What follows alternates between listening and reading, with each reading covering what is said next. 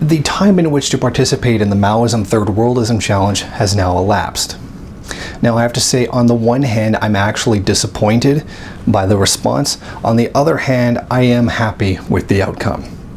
A lot of people constantly talked a lot of nonsense, claiming that Third Worldism was so fake, it was so bad, it was so wrong, it was so easily debunkable.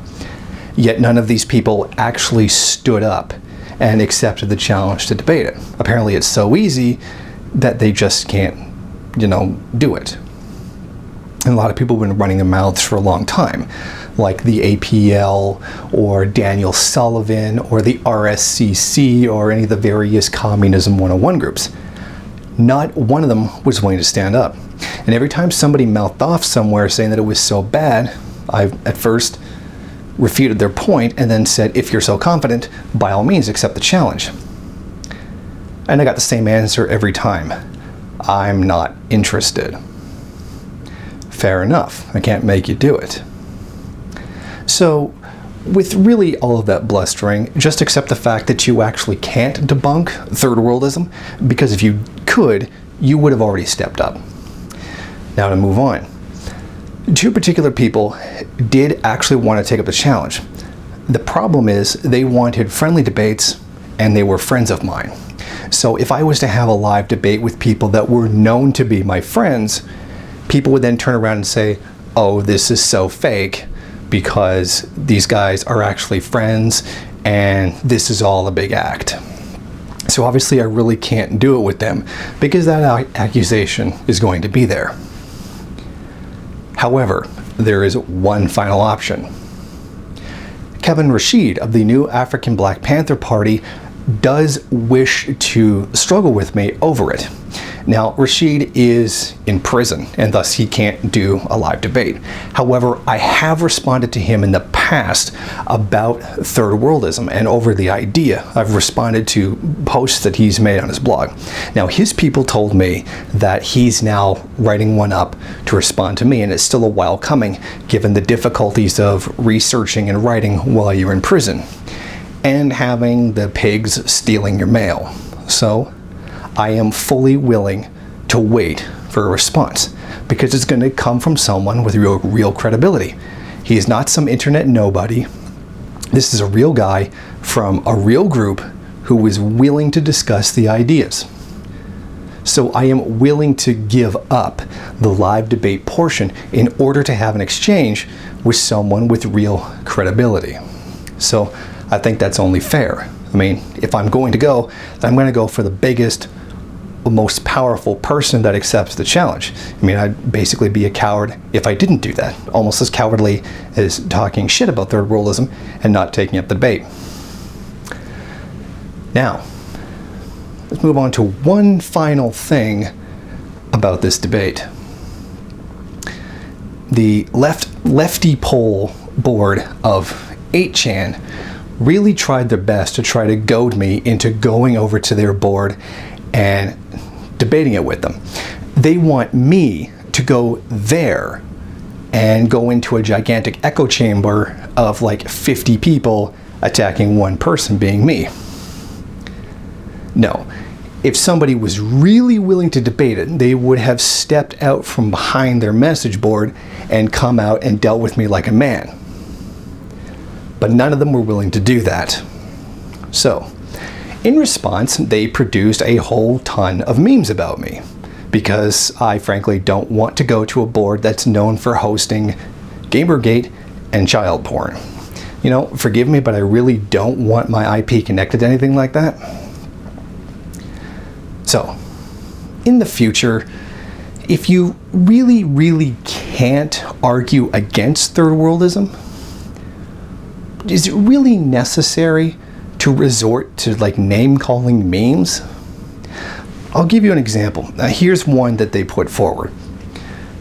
Claims there's no proletariat in the first world, then shows peasant farmers saying, what are we?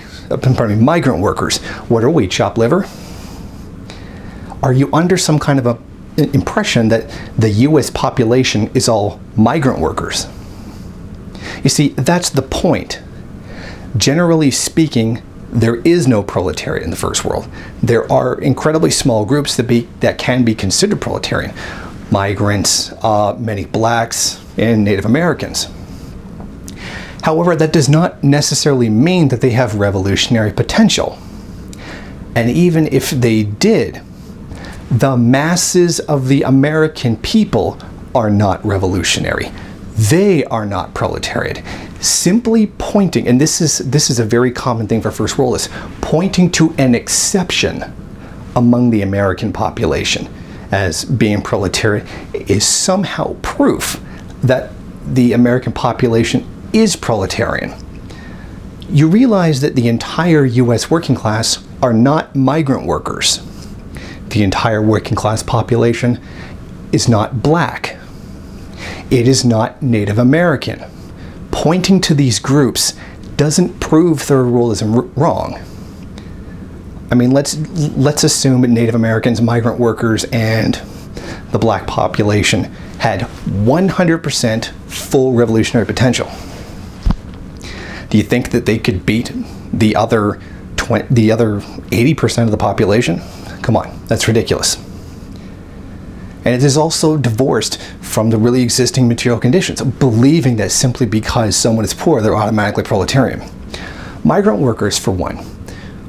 What leads someone to believe a migrant worker is going to be a revolutionary? Quite often these people have already risked their lives leaving wherever it is they're from, most notably Mexico, to come to the United States to have things easier. They don't risk their lives leaving the country to go fight for revolution in a country that they weren't born in. In fact, a lot of people who immigrate to the United States are doing so to get away from violence. And then you're going to turn around and claim that they're just going to jump on the revolutionary bandwagon? Come on. That's complete nonsense. For example, I don't even believe that there's a lot of any real revolutionary potential among the Mexican population.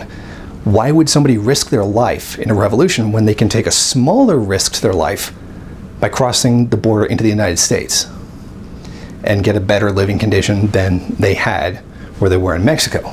Of course, the Zapatistas are proletarian. Of course, they've demonstrated they're willing to struggle.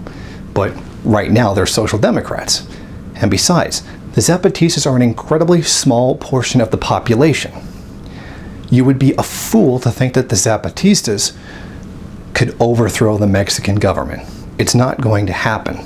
At best, they can build their own sense of autonomy. They, however, cannot carry out a revolution against the Mexican government. This is true for a lot of groups. And these are the kinds of things that people don't take into account.